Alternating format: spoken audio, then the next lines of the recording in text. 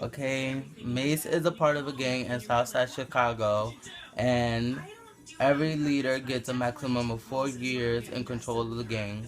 And the leader, who is currently leading, Don Kent, his time is coming to an end, and Don has already chosen one of the other gang members named MC, who is equivalent to Malcolm's character in Macbeth, and as his successor, but all of the gang members disagree with Don Kent's, who's equivalent to Duncan in Macbeth, decision. And they think that Mace, who is equivalent to Macbeth in Macbeth, should be the successor. Don Kent does not want Mace to be his successor because he thinks Mace will be a better leader because all but one of the boys like Mace, which is MC. The boys tell Mace that the only way he will become leader is if he kills Don Kent so that his decision will be disregarded. But Mace tells the boys that he doesn't have the heart to do it. So they decided they will do it without Mace. But Mace does not want the boys to feel like he's too weak to be the leader.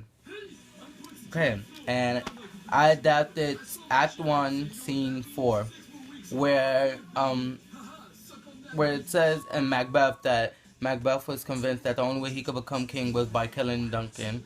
And in my adaptation is the boys and Mace are having a meeting at the gang house on North Burling Street, and they are trying to convince Mace that him killing Don Kent is his only option in order to become leader. And yeah. So the scene starts with Mace talking, and he says, "Boys, I really appreciate your desires for me to be the leader and all of that, but your boy ain't got the heart to do it. Sorry." And Leroy, who is a fellow gang member, says, "Well, if you can't do this simple task," and goes back to Mace saying, "Whoa, whoa, whoa, simple. So killing a motherfucker is simple now, Roy? Listen, I've been in this gang for a long time, and y'all know I ain't have nothing to do with the murdering part. I'm all about moving that weight and pumping old block, and you know this. I just ain't with it, bruh."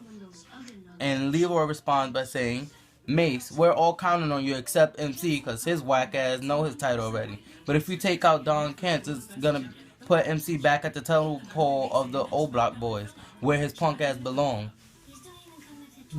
Day, who agreeing with Leroy, says, "And plus, dumbass Don wouldn't even know what you're up to because of the fact that you ain't never handled no murder part of this gang.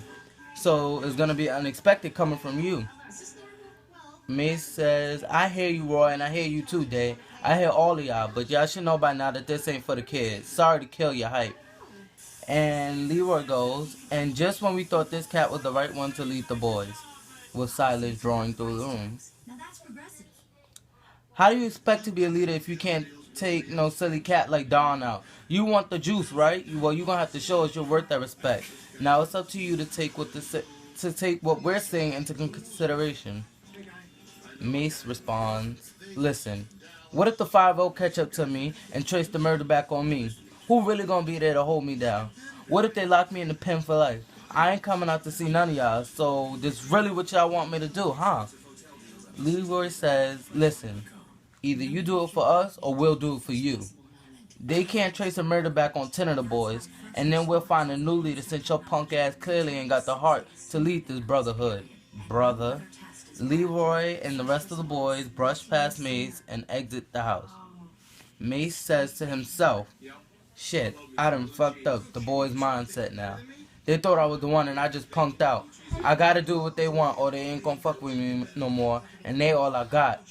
So Don, get ready for the unexpected." Jump with Mace exiting. End of Act 1, Scene 4.